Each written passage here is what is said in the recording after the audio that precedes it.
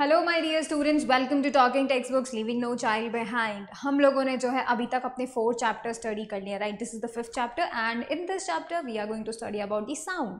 ठीक है, जितनी भी तरीके की साउंड हम लोग स्टडी करते हैं, साउंड क्या होता है एक्चुअली, हाउ इट प्रोपोगेट्स, हम तक कैसे पहुंचती है, क्यों हमें सुनाई देती है, ये सब चीज़ें हम लोग साउंड की इस लेक्चर्स में या फिर आने वाले लेक्चर्स में हम लोग स्टडी करेंगे, राइट।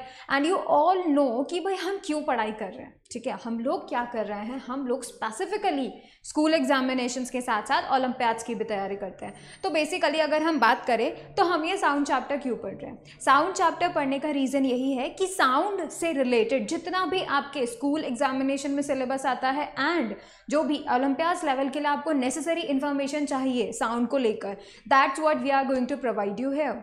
ठीक है, और यही हम लोग मेन अपना मोटिव भी रखते हैं, that we are preparing you for the school examination as well as the Olympiads level. That's our main goal, all right, and we are taking this from very basic level to the very high level, all right। तो ये सभी चीज़ें जो sound के बारे में हम लोग स्टडी करेंगे बहुत ज़रूरी है, all right। और ये बात आपको तो पता ही है कि हम सभी क्या कर रहे हैं, स्कूल एग्जामिनेशंस के साथ साथ ओलंपियाड्स की तैयारी करते हैं, like NSO, NTSC, NSTSC, right, IJSO, ये सभी जो एग्जामिनेशंस हैं इन सब का हम प्रिपरेशंस करते हैं, right. If you want any DPP और study material you can definitely get them through the Telegram channel. All you need to do is what? Go on the Telegram app, write the code TTB08, all right, and then get the study material, all right। So you can definitely do that.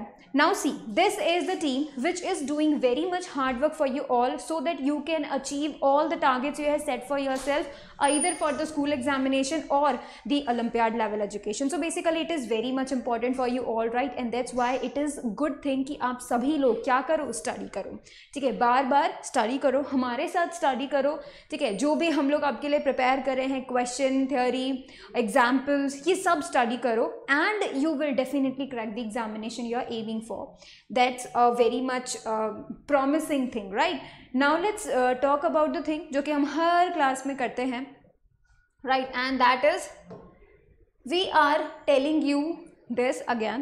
देखो, आपको क्या करना है, आपको जाना है www.talkingtextbooks.in, right. This is the website. इस website के ऊपर आप लोगों को तरह तरह की जो पैकेजेस हैं वो मिलेंगे डिफरेंट क्लासेस के। So basically we are having 2 types of packages. The one is the full package. इसके अंदर क्या होगा, फुल पैकेज के अंदर you will be getting the study material, right. Number 1 thing, study material आपको मिलेगा। Why study material? बिकॉज जो olympiads को लेकर तैयारी होती है वो बहुत ही ऐसी होती है कि बच्चे को फ्रस्ट्रेट कर देती है। क्यों ऐसा होता है? बिकॉज बच्चे को पता नहीं होता है कि भाई उसे किन बुक से स्टडी करना चाहिए, बच्चे को पता नहीं होता है हाउ ही और she should study for that, कि भाई लेवल डिफरेंट होता है, क्वेश्चन का टाइप बहुत डिफरेंट आता है, राइट। किसी में नेगेटिव मार्किंग होती है, किसी में नहीं होती है। इस तरीके के क्वेश्चन को कैसे डील करें, राइट। नई से नई चीज़, अलग से अलग क्वेश्चन किस तरीके से सॉल्व किया जाए, कुछ नया अगर सामने आ भी जाए तो बिना घबराए कैसे उनको डील करा जाए, ये सभी बातें एक ओलंपियाड के लिए तैयारी करने वाले स्टूडेंट के लिए बहुत ज़रूरी है, राइट। एंड इसी चीज़ को ध्यान में रखते हुए हम लोगों ने स्टडी मटेरियल डेवलप किया है। इस तरीके से डेवलप किया है भाई कि आपको स्कूल एग्जामिनेशंस के साथ साथ ओलंपियाड्स लेवल की भी तैयारी होती जाए, वैसे ही क्वेश्चंस आप डील कर सको, स्कूल एग्जामिनेशन में जैसे आते हैं उस तरीके के क्वेश्चन भी आप डील कर सको। तो बेसिकली आपको दोनों के लिए प्रिपेयर करने के लिए we have prepared the study material for you all. So you do not need to wonder any more for the different types of study materials और the improper guidance you ever get, right। This is the thing where you can definitely get the guidance, proper guidance I would like to say, right। Next thing you will be getting is the periodic test papers, right। Periodic test papers क्यों? Because they will definitely tell you the taste of the final examination। किस तरीके के questions आएंगे, क्या level होगा, कितने questions आएंगे, right. उनको मीडियम, इजी, हार्ड, क्या उसका लेवल होगा, डेप्थ ऑफ नॉलेज कितनी होगी, ये सभी चीज़ें आपको क्लियर हो जाएंगी पीरियोडिक टेस्ट पेपर से, right. Next thing what is that कि भाई आपको मिलेंगे free classes, like the recorded one and the live classes, right. You will be getting the homework submission feature, जहाँ पे आप अपना होमवर्क करेंगे और हमें सबमिट करेंगे and we'll be checking that. You will get the biweekly quizzes, जहाँ पे एक वीक में 2 बार आपका टेस्ट होगा। सो बेसिकली आप लोग स्टडी करेंगे, टेस्ट देंगे, स्टडी करेंगे, टेस्ट देंगे। इतना फ्रीक्वेंट टेस्टिंग के साथ आपका प्रॉपर नॉलेज जो है आपके दिमाग में जाता जाएगा, and that is the pattern for the whole year, right. You have to do this whole year. और अगर आप इसी तरीके से होल ईयर ऐसा करते रहते हैं तो बिल्कुल बिल्कुल आप ऐसा बोल सकते हैं that it would be a very much good thing कि आप एग्जाम को क्रैक कर लेंगे, राइट. दैट्स वाई अगर आपको ऐसा लगता है that you need a proper guidance, that you are not having any study material और a proper structure how to study for the olympiads in the school examination, you can definitely buy this package, right. Second thing, the package is the second one जो है वो that is the test series. Why the test series? Because बच्चे काफ़ी सारे ऐसे होते हैं कि वो बहुत सारा पढ़ते हैं, ठीक है. यहाँ वाली बुक से पढ़ ली, वहाँ वाली बुक से पढ़ ली, ये बुक भी पढ़ ली, वो बुक पढ़ ली, इतना सब कुछ पढ़ने के बाद भी उन्हें ऐसा लगता है कि उनको क्या आता है क्या नहीं आता, उन्हें ये नहीं पता होता, राइट. तो इसको पता करने के लिए you can definitely go for the test series, right. You can join the test series, test yourself, get yourself a basic thing कि भाई तुम्हारा कौन सा टॉपिक वीक है, तुम्हारा कौन सा स्ट्रॉन्ग है, अगर तुम्हें ओलंपियाड क्रैक करना है तो चाहिए तो तुम्हें किस टॉपिक पे ध्यान देना है एंड ऑल, ये सब बातें क्लियर हो जाएंगी after joining the test series, right. तो basically you can go for any package you want to go for, right. तो basically this was the thing I wanted to tell you. Next is कि भाई इनका जो costing है that is very much low, ठीक है. It is affordable for everyone, ठीक है. उसके बावजूद भी if you want a discount that you should write a code that is CY Live. Alright, so if you write this code CY Live, you will be getting a 30% discount on any of the package you buy from talkingtextbooks.in, right. So basically it will be a plus point for you all कि you are getting the discount. Now if you have any query regarding how these जो packages हैं that will be going to help you, or how you should deal with them, how you should study with them, should you buy them or not, you can definitely call us, and the number is 919549041111. If you call us on this number, all your queries will be resolved. So go ahead, do it, try a little bit, all right. At least get all your queries resolved over there, all right. That was an important thing I wanted to tell you. So this chapter is sound, and today we are going to talk about just waves, ठीक है. sound waves ही नहीं, पहले तो तुम्हें waves पता होना चाहिए. waves होती हैं, कितने टाइप्स की होती हैं, किस तरह की वेव्स होती हैं, फिर हम आएंगे साउंड पे और ये पता करेंगे that what is it, what is sound, ठीक है. ये पता करेंगे, and then all the things I want to tell you about this sound. This is the we can say the very interesting thing, right. And to study those interesting thing you first you have to take promise. What is the promise? You are going to watching the whole lecture, right, and you will be making proper notes and you will be revising on a daily basis. So I told you that you should revise now 20 minutes a day, right. That means you should do it on every single day, right. Revising is the key. आप revise करो ताकि पहले जो पढ़ा है वो भूलो नहीं और आगे जो पढ़ रहे हैं उसको रिमेंबर बहुत ही बढ़िया तरीके से कर सको, right. That was the important thing. अब देखते हैं हम वेव्स के बारे में, ठीक है. नाउ लेट्स टॉक अबाउट, सबसे पहले तो हम इंट्रोडक्शन लेंगे, ठीक है. क्या होता है वेव, ठीक है. पहले तो हम ये बात जानते हैं कि जितने भी वेव्स हैं और यू कैन से कि भाई जितना भी अभी तक तो आपने वेव जनरली वाटर में ही देखी है, राइट. वाटर में ही देखी होगा और वाटर से ही हम स्टार्ट भी करेंगे कि भाई वाटर वेव जो तुम्हें दिखाई देती है एक्चुअली में वहाँ क्या हो रहा होता है. इसकी हेल्प से तुम उन वेव्स को समझ पाओगे जो तुम्हें दिखाई नहीं देती, राइट. तो बेसिकली हम लोग सबसे पहले इसके लिए ट्राई करेंगे. अब देखो, जो साउंड होती है वो चारों तरफ आपको सुनाई देती है. इसकी आवाज़ सुनाई दे रही है, उसकी आवाज़, इवन पंखा चल रहा होता है उसकी भी आवाज़ सुनाई दे जाती है, रेफ्रिजरेटर चल रहा है उसकी आवाज़ सुनाई दे जाती है.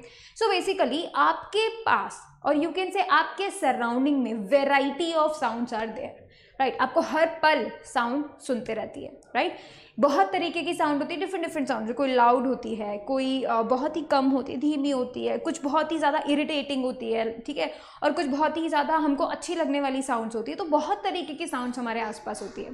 तो बात यहाँ पे क्या होती है that it is everywhere. So how it is being produced, कैसे हम तक पहुँच रही है, is it travelling from the air, और क्या रीज़न है, किस तरीके से ये फ्लो कर रही है, ये सभी बातें हम लोग इस चैप्टर में डिस्कस करेंगे, ठीक है. पहला चीज़ आपको समझना है कि भाई ये जो साउंड होती है ये एक्चुअली में क्या है, सेंसेशन ऑफ हियरिंग, राइट. तो बेसिकली साउंड अगर हमारे तक पहुंच रही है दैट मीन्स हमारे पास एक ऐसा डिवाइस है which is letting us know that a sound is coming, right? तो ये क्या होते हैं हमारे ईयर्स। तो ये जो ईयर्स हैं ये हमें हेल्प करते हैं that we get the sound, alright, they is actually get the sound and send it to the brain. ये भी वर्किंग हम पूरा देखने वाले हैं इस चैप्टर में। तो साउंड क्या होता है कि भाई वो क्या कर रहा है, एक तरीके से एक हियरिंग का सेंसेशन दे रहा है, and when that sensation reaches us, our ears adapt that sensation, absorb that sensation and bring it to the brain. brain फिर बताता है अच्छा ये साउंड है, ठीक है। तो एक तरीके से आपको एक हियरिंग का सेंसेशन साउंड से मिलता है, alright. Let's talk about sound is produced due to the vibrations and it helps us to communicate with one another. Number one thing जो कि important है, sound is produced by the vibrations, ठीक है। Vibration से sound produce होती है, किसी भी चीज़ का वाइब्रेशन साउंड प्रोड्यूस होती है। Like I am speaking, right, मैं बोल रही हूँ and you are getting the sound. तो बेसिकली ये जो साउंड आपको सुनाई दे रहा है, that sound is coming from my vocal cords and my vocal cords are vibrating right now, so the sound is coming out, right, और वो आपको सुनाई दे रही है, राइट। अब देखो ये जो साउंड है ये हर किसी के वाइब्रेशन से आती है, राइट, मतलब कुछ भी चीज़ अगर वाइब्रेट कर रही होगी तो मतलब साउंड आएगा, राइट। ये चीज़ इंपॉर्टेंट है and it has to be noted out. वैसे मैं इसके बारे में भी आपको डिटेल में बताऊंगी that how is this happening all around, ठीक है। सेकंड थिंग, ये जो साउंड होती है it helps us to communicate. Definite सी बात है, अगर मैं कुछ बोलूँगी, ठीक है, आप सुनेंगे, आपको समझ में आएगा, राइट। फिर अगर मैं किसी और से कन्वर्जेशन करती हूँ तो I will speak, somebody else listen to me and then understand what I am saying, फिर वो मुझे जवाब देता है या फिर मुझे एक रिटर्न में कन्वर्जेशन को कंटिन्यू करता है। So it better can be taken as कि भाई एक वे है हम लोगों का कम्युनिकेट करने का, राइट। इधर sign language is also good, ठीक है, साइन लैंग्वेज भी है, मतलब without voice we can also communicate, but it is giving us a little bit of help कि हमको सिंपली बोलने से ही समझ में आ जाता है। सो basically it is the very good thing कि हम लोग के पास साउंड है, मतलब ये एक तरीके से साउंड को एब्जॉर्ब करने का हमारे पास एबिलिटी है, ठीक है, ये भी बहुत ज़रूरी है।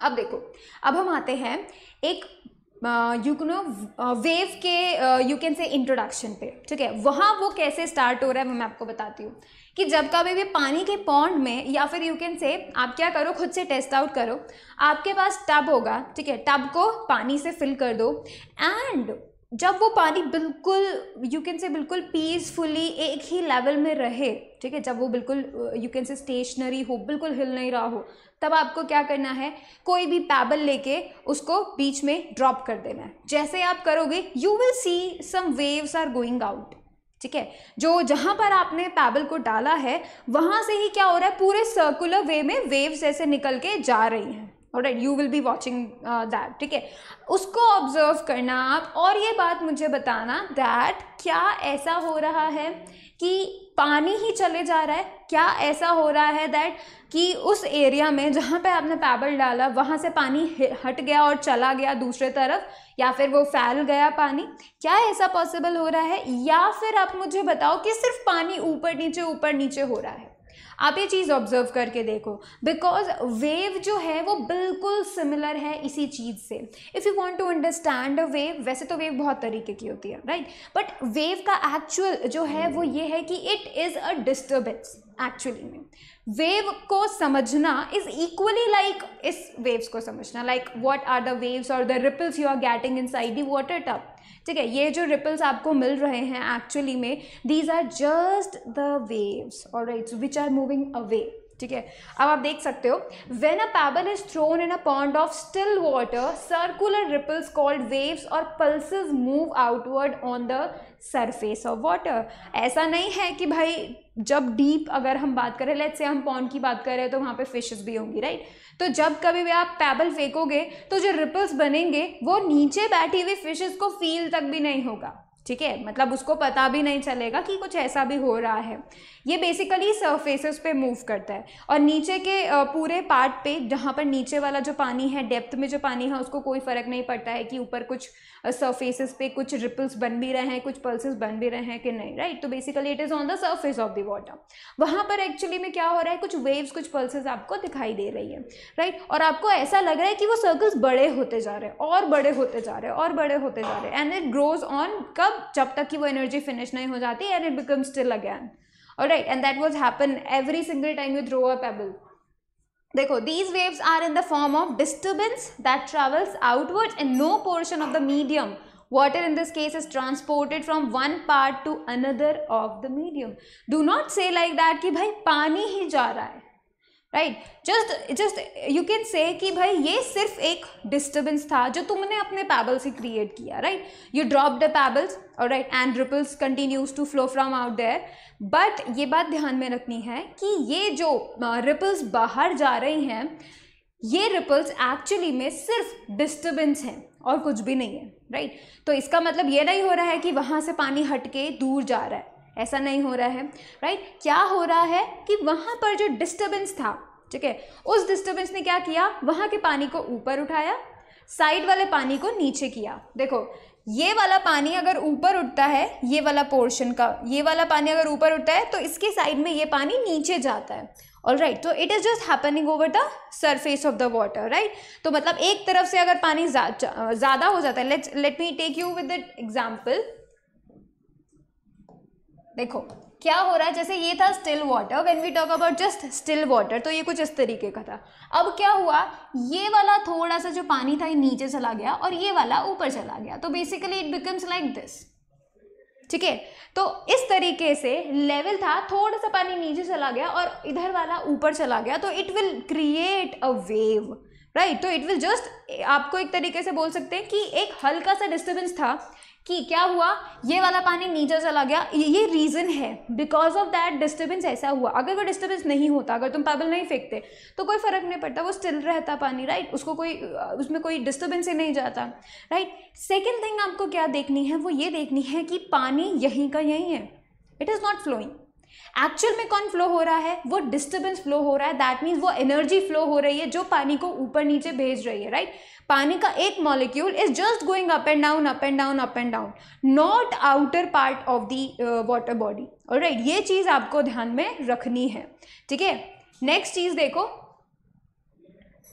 The particles of the medium simply vibrate about their mean position. Mean position का मतलब जिस पोजिशन में वो थे ऑलरेडी पहले से, that is there mean position, right. तो हमेशा क्या हुआ, अभी जब हमने देखा, तो अगर एक पानी का पार्टिकल वो क्या कर रहा है, ऊपर जाता है, फिर वो नीचे आता है, वो ऊपर जाता है, वो नीचे आता है, बस वो यही कर रहा है, ठीक है. वो क्या कर रहा है, बस ऊपर नीचे जा रहा है और कुछ भी नहीं कर रहा, ठीक है. इसी तरीके से जो वेव्स है वो आगे चलती जाती है, आगे चलती आती है, ठीक है. आपने ना कभी देखा होगा फुटबॉल मैचेस में, अगर आप इंटरेस्टेड हो तो आपने देखा होगा दैट जब कभी भी कोई भी बढ़िया गोल होता है या फिर जो पूरा पब्लिक होती है वो बहुत ज़्यादा मतलब यू कैन से एक्साइटेड होती है, so they always do a kind of wave and that's called the Mexican wave, right. तो basically they do such type of waves. तो क्या होता है कि वो लोग हैं ना, वो नहीं जाते, they just stand up, right, और देन सेकंड जो वेव है वो नीचे बैठ जाती है, और राइट, फिर ये वाले नीचे बैठ जाते हैं, ये वाले पर्सन खड़े हो जाते हैं. So basically it is goes like this. तुम्हें ऐसा लगेगा जैसे a wave is flowing,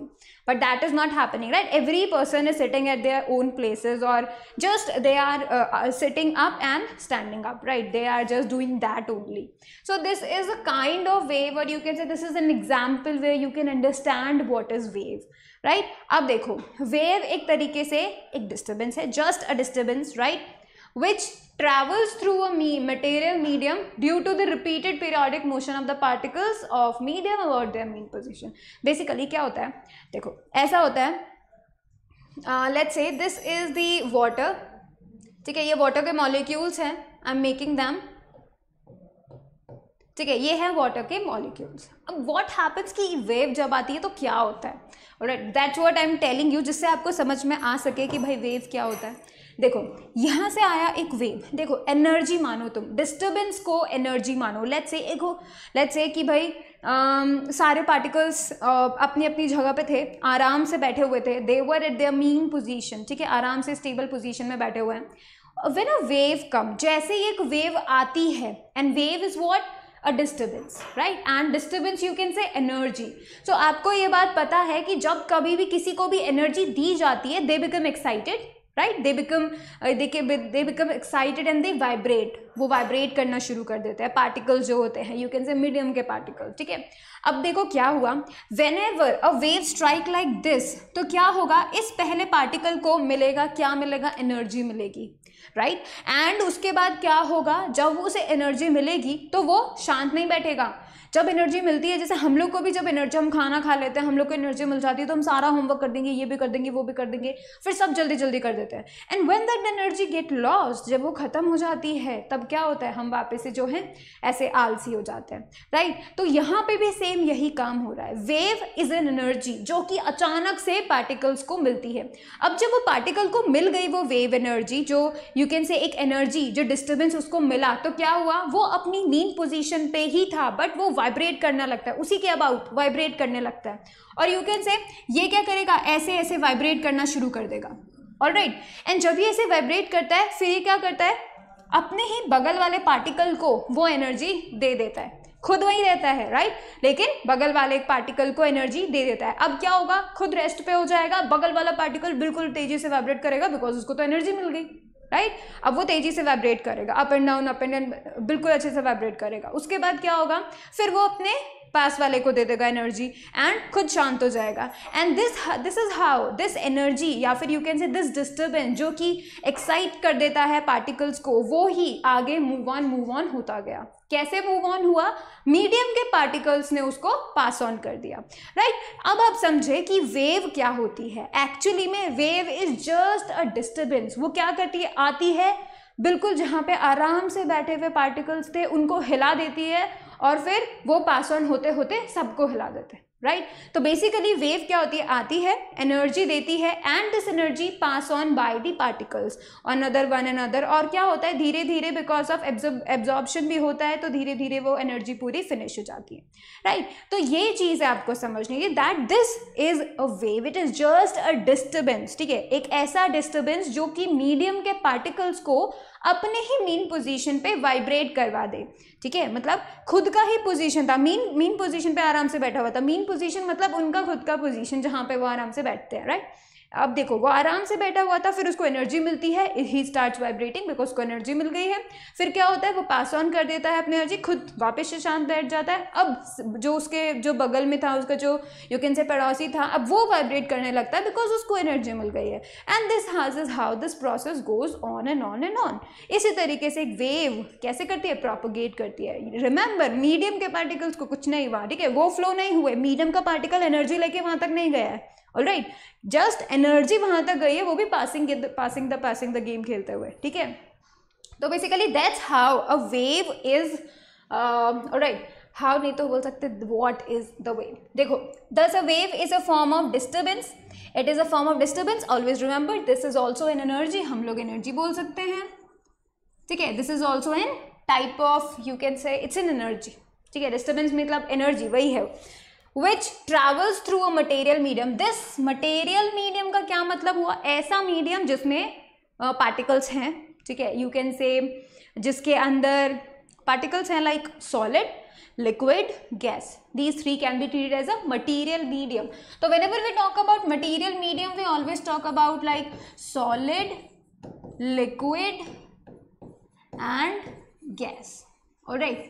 We talk about this whenever we talk about the material medium because these all three have what particles, alright। solid में particles होते हैं, वो तो और भी पास होते हैं, ठीक है। सॉलिड के पार्टिकल्स तो कितने कितने पास होते हैं, बिल्कुल सब एक कॉम्पैक्ट होते हैं, एक ही जगह पे इकट्ठे होते हैं, राइट।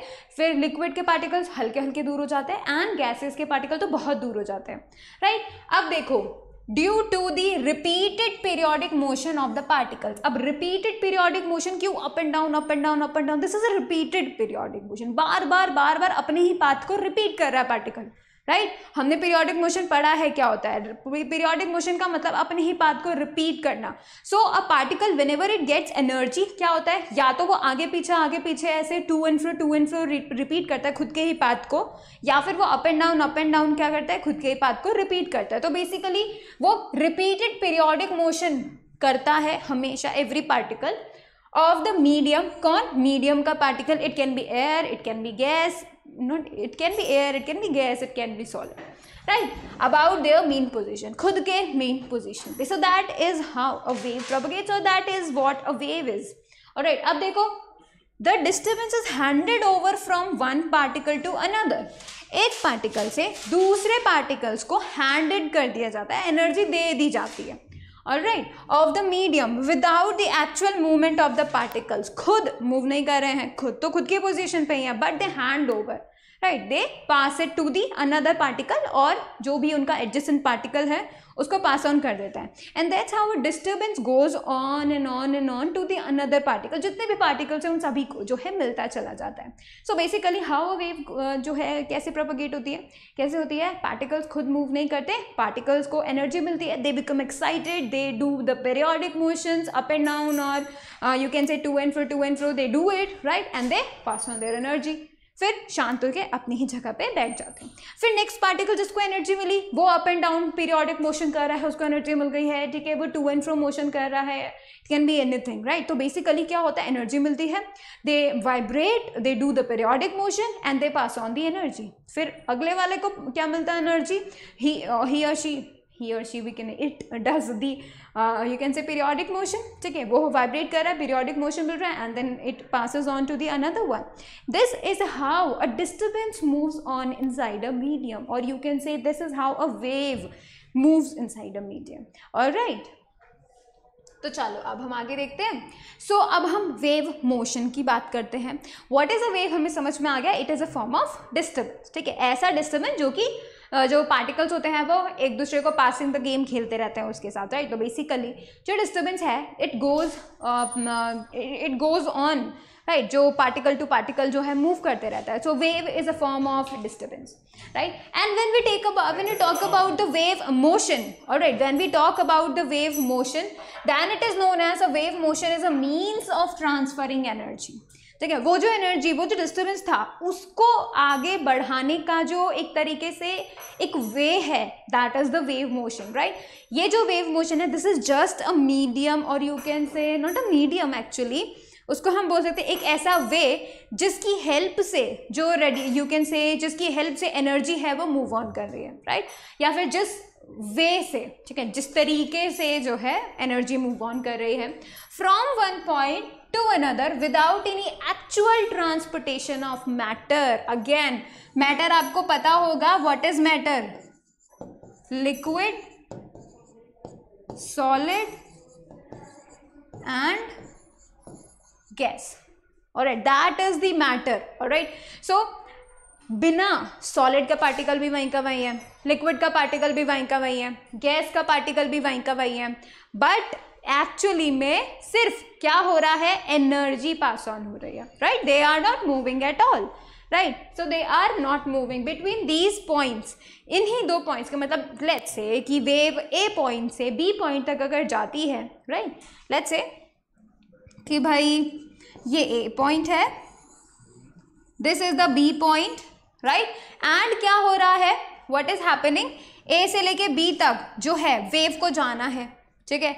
अब क्या होगा, यहाँ पे प्रेजेंट जितने भी पार्टिकल्स होंगे they will be helping the wave, ठीक है, उस डिस्टर्बेंस को, उस एनर्जी को आगे फॉरवर्ड करने के लिए they will be helping it, right. ये जो पार्टिकल्स के मीडियम है और यू कैन से मीडियम के पार्टिकल्स हैं, right, they will be helping the wave, ठीक है. और क्या हो रहा है, उसी को हम वेव मोशन कह देते हैं.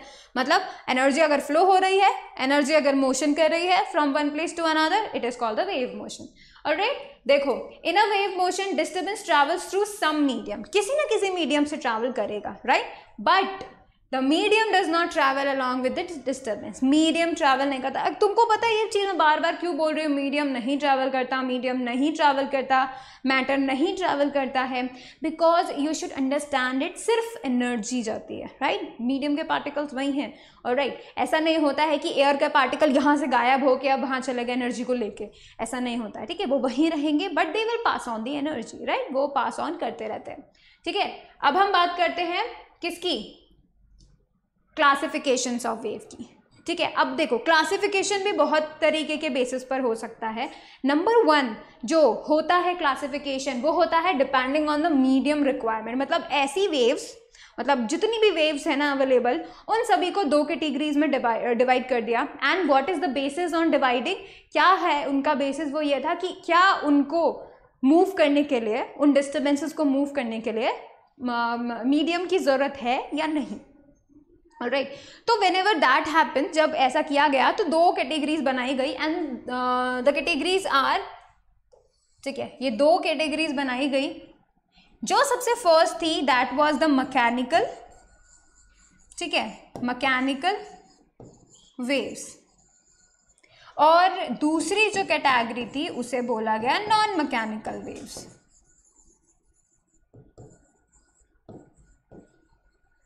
ऑलराइट, और जो नॉन मैकेनिकल थी उसको इलेक्ट्रोमैग्नेटिक भी बोल देते हैं।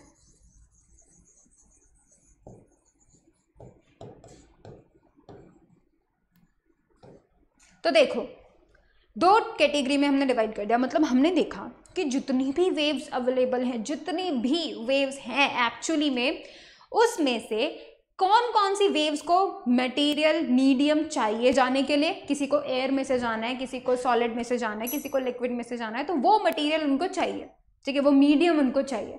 तो ऐसी जो वेव्स हैं जिनको मीडियम चाहिए उनको हमने डाल दिया मैकेनिकल की कैटेगरी में, ठीक है, they are called the mechanical wave, जिनको मीडियम चाहिए, ठीक है। एंड जिन्हें मीडियम नहीं चाहिए, जो वैक्यूम में से भी जा सकती है, उनका नाम हमने क्या रखा, या फिर उनको किस कैटेगरी में डाला, नॉन मैकेनिकल वेव्स में, ठीक है। और उनका दूसरा नाम क्या है, electromagnetic waves. Alright, now let's talk about both of them one by one, ठीक है। Number one is the mechanical. Now see those waves which need a material, important चीज यही है, बिकॉज इसी वजह से हमने इनका नाम मैकेनिकल रखा है, ठीक है, यही चीज इंपॉर्टेंट है इसमें, that which need a material medium, उनको कोई ना कोई मटीरियल मीडियम चाहिए। अगर मीडियम न प्रेजेंट हो तो वो आगे मूव ही नहीं कर पाएगी, वो फॉरवर्ड जा ही नहीं पाएगी, राइट, वेव है वहीं अटक के रह जाएगी, उनका एनर्जी फिनिश हो जाएगा। ओके, अब देखो क्या मीडियम हो सकता है, it can B solid, it can B liquid, it can B gas, तो ये तीनों ही मीडियम हो सकते हैं। अब देखो for their propagation, what is you mean by propagation, that is called moving forward, ठीक है, प्रोपगेशन करने के लिए, आगे जाने के लिए, मूव करने के लिए। सो ऐसी वेव जिन्हें मूव करने के लिए कोई ना कोई मीडियम चाहिए, एक तरीके से वो उन पे डिपेंड है ना, अगर मीडियम नहीं है तो वो मूव नहीं कर पाएंगी, तो उनका प्रोपगेशन डिपेंड करता है मीडियम के ऊपर। उन सबको हमने मैकेनिकल वेव्स नाम दिया है, ठीक है। या फिर दूसरा क्या नाम है उसका, इलास्टिक वेव। सो उनका नाम क्या है, mechanical, second name is the elastic waves. तो बेसिकली ऐसी वेव्स जिन्हें कोई ना कोई मीडियम चाहिए, it can B gas, it can B solid, it can B liquid, ठीक है, ऐसा मीडियम उन्हें चाहिए, एंड उनको हमने क्या नाम दिया, इलास्टिक या फिर मैकेनिकल वेव्स। एग्जाम्पल देखो इनके, एग्जाम्पल क्या हो सकते हैं, साउंड वेव्स इन एयर। सोचो साउंड जो है वो एक मैकेनिकल वेव है, इसका मतलब साउंड क्या नहीं कर सकता, वैक्यूम में ट्रैवल नहीं कर सकता। सोचो वैक्यूम में ट्रैवल नहीं कर सकता तो इसका मतलब क्या हुआ, लेट्स से हो सकता है इसी की वजह से सन पे जो एक्सप्लोजन्स हो रहे हैं वो हम तक नहीं पहुंच पा रहे हो, बिकॉज सन के एक्सप्लोजन्स हुए लेकिन मीडियम ही नहीं है ट्रैवल करने के लिए, वहां पे तो वैक्यूम है। तो ऐसा पॉसिबल हो सकता है भाई, क्योंकि साउंड वेव एक मैकेनिकल एयर है, साउंड को चाहिए एक मीडियम मूव करने के लिए, राइट, तुम तक पहुंचने के लिए और बेसिकली कहीं किसी भी प्लेस तक पहुंचने के लिए उसको एक मीडियम चाहिए, एंड वहाँ पे मीडियम ही नहीं है। तो हो सकता है ऐसा कि जुपिटर पे जो एक्सप्लोजन्स हो रहे हैं, वॉल्केनोज जो हैं वो अगर यू कैन से इरप्ट हो रहे हैं, उसकी वॉइस हम तक नहीं आती। इवन हम तो अपने मून की बात कर ली, मून पर भी अगर कोई कभी एक्सप्लोजन हो गया तो वो हमको पता ही नहीं चलेगा अनलेस हम देखें, राइट, साउंड से हमको पता नहीं चलेगा, राइट। तो ये चीज़ इंपॉर्टेंट है that sound wave is a mechanical wave, because why it is a mechanical wave, because it needs a medium, right, it needs a medium to move forward. All right, देखो waves produced in a stretched string, whenever we play piano, not the piano, violin, ठीक है, और guitar, so whenever we play such things, वीणा भी है, तो उसमें क्या होता है, स्ट्रेच जो स्ट्रिंग्स होती है बहुत ही स्ट्रेच स्ट्रिंग्स होती है, उन्हें टाई करा हुआ होता है, right, you have to just plug दो स्ट्रिंग्स। उनको प्लग करने से क्या होता है, वो वाइब्रेट करती हैं और एक मेलोडियस साउंड आती है, प्रोड्यूस होती है। उस तरीके की साउंड को भी एक मीडियम चाहिए, ऑलराइट। तो wave produced in a stretch string is also comes in the category of what? The mechanical waves. Next one is the water waves. Obvious सी बात है, अगर तुम water के अंदर waves देखना चाहते हो तो basically water का होना ज़रूरी है. That means एक medium का होना ज़रूरी है, right? And that's why it comes in the category of mechanical waves. Alright, next आप देखो waves produced in a spring. आप spring को stretch करते हो and leave it. जैसे आप लीव करते हो ना, स्प्रिंग ऐसे ऐसे ऐसे ऐसे मूव करने लगती है. This is also a wave, right? तो बेसिकली स्प्रिंग वेव को भी मूव फॉरवर्ड करने के लिए they need a medium. So basically ये जो 4 एग्जाम्पल्स हमने देखे, दिस शोज और these example shows that mechanical waves need a medium to propagate, right? And that's why they are called the mechanical or the elastic waves. All right, तो अब आप क्या करो, इसे फटाफट से नोट करो.